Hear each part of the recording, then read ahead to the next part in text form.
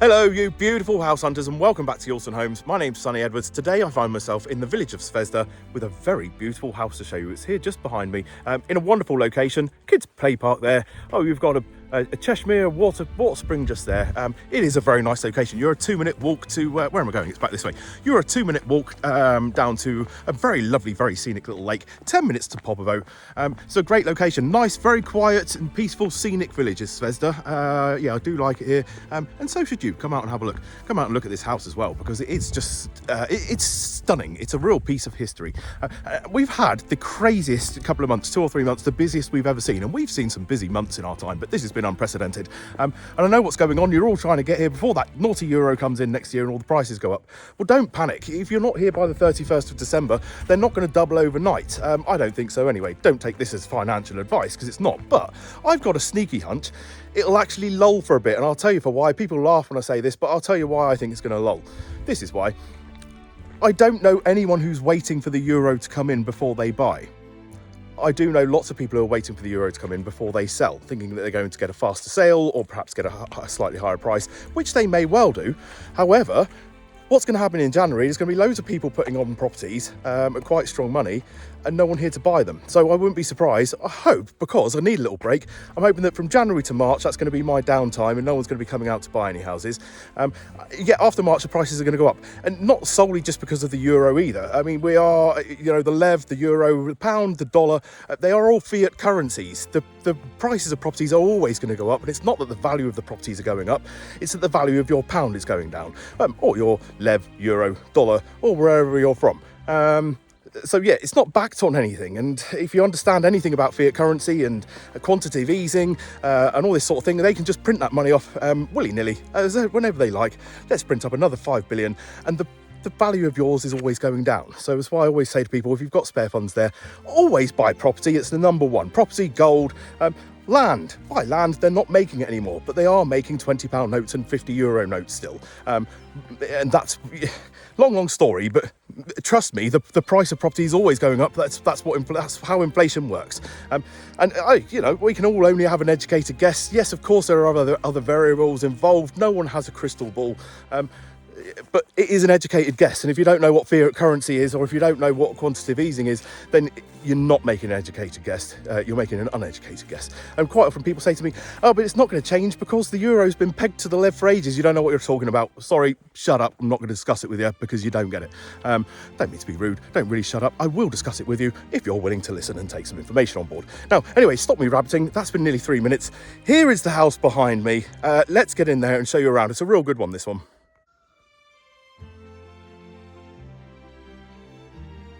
Very scenic village, this one. And a very pretty house. So here's the house.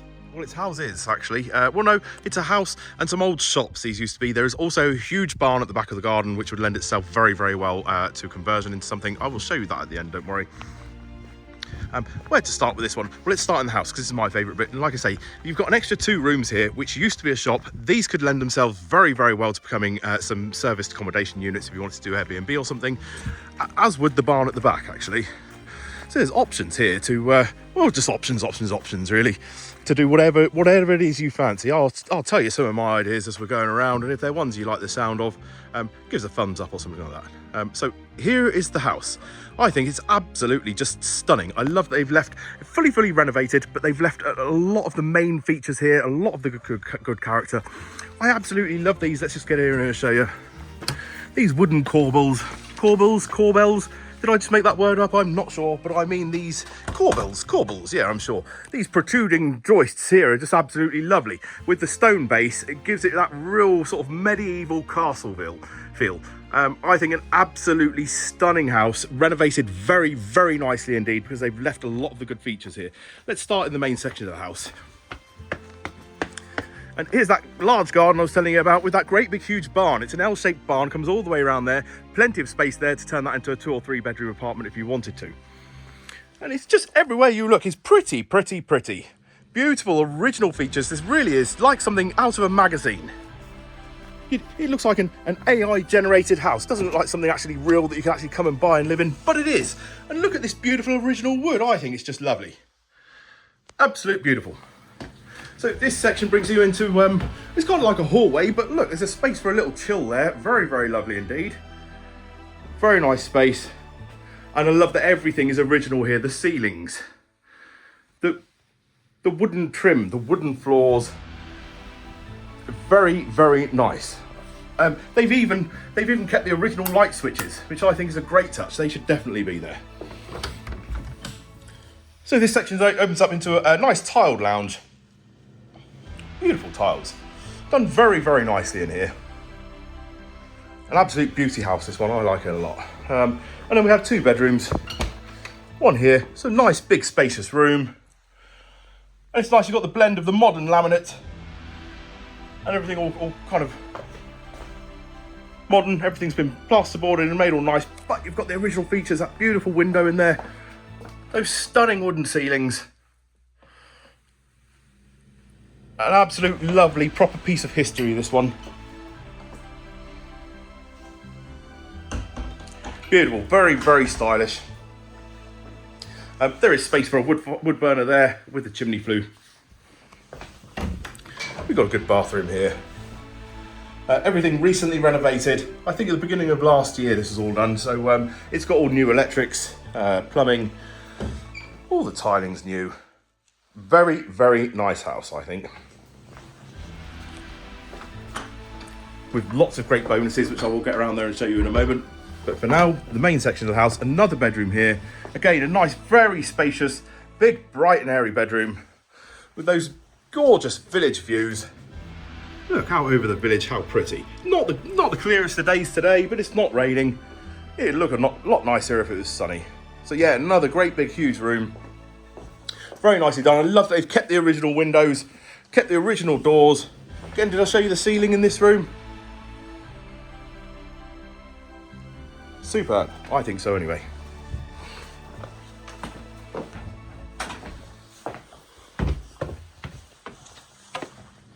Yeah, nice big garden, a variety of fruit trees here.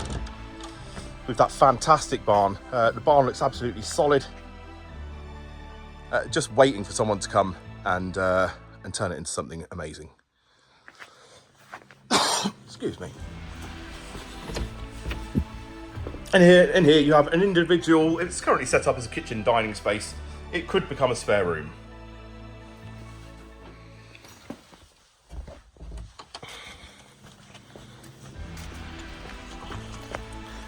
Everywhere you look, it's just brimming with character and beautiful features. It really is a lovely home, this one.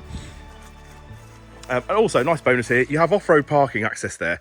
An idea here, if you wanted to turn the barn into something like a separate accommodation unit, you could very, very easily fence along here and have it so this is a completely separate drive, so the guests haven't got to come bother you when they're coming home late at night or early in the morning or whatever it is that they do. A great huge barn. You have this section here first of all. It's a massive space.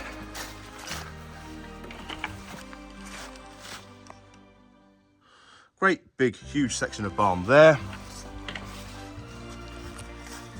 And hey, if you didn't want to open up an Airbnb or a little guest house or something, you wouldn't have to. You could keep some animals here. If you don't want to keep animals here, you don't have to. This could just become your lovely summer kitchen area, summer lounge, something like that.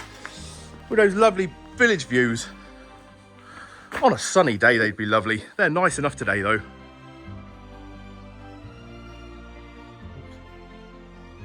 Oh, they are nice. Come out and have a look yourself. And then another section here. So very nice big barn with tons of scope to turn it into whatever you fancy up here. Like I say, very easy to section it off and have it as 2 separate lots. So this could be the driveway up to this house with a little garden section here.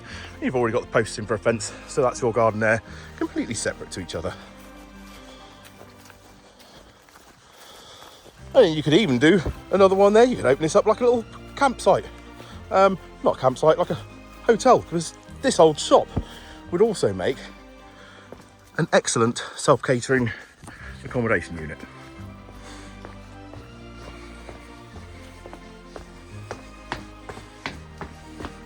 Oh, and I nearly forgot. Down here we have a nice big room as well. A huge cellar. This is untouched. It's ripe for renovation. And the nice thing here is you wouldn't have to dig down at all, because we already have fantastic head heights on the ceilings here. It's got to be 10 foot tall or something like that, so you wouldn't have to dig down at all. You could just get in here and pretty much probably DIY, hands on it, and turn this into whatever you wanted down here. A little bar. You've probably got space for a snooker table down, well, not a snooker table, a pool table at least, something like that. Little office, art studio. You could do 2 offices. Look, this one's big enough for an office. Whatever you wanted, you know, put up a punch bag, a little gym down here, a spa, get a jacuzzi in here. Yeah, options are endless, but it's a very good space which you could utilise on just a little bit of pocket money and some hard work, really.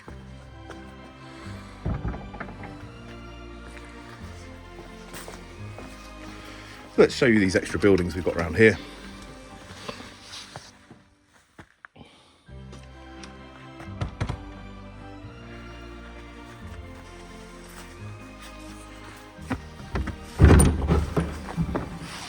So a blank canvas, one very nice large room. You could knock in through and connect them together. There's also a very small room, not a very small room, a smaller room that side.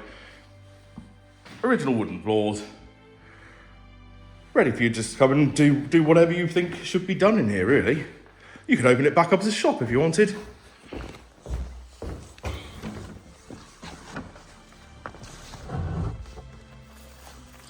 Yeah, I would see this as a family livable home with potentials to build 2 extra accommodation units. Perfect for someone looking to generate a little bit of income by opening up an Airbnb. Again, another room here. A true, real blank canvas, just ready for you to come and do your own thing, put your stamp on it and turn it into what you'd like it to be.